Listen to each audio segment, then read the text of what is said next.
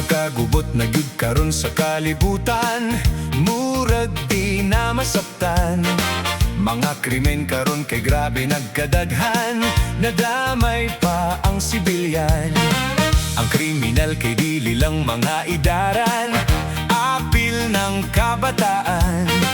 Mga estudyante ug minor pa ang uban, nagsalig nga dili silutan.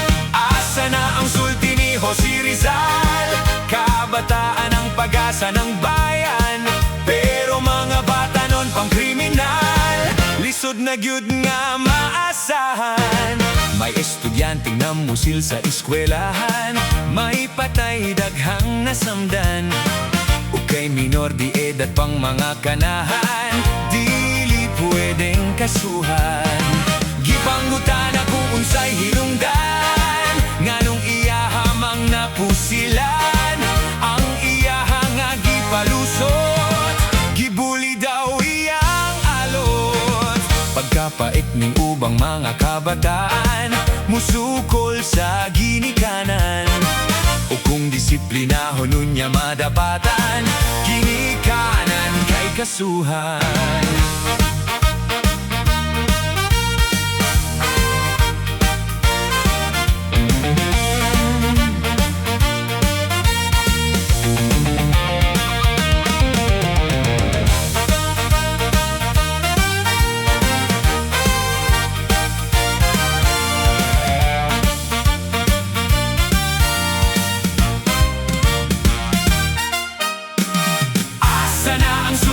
Jose Rizal, kabataan ang pag-asa ng bayan. Pero mga bata nun pang kriminal, lisod na gyud nga maasahan.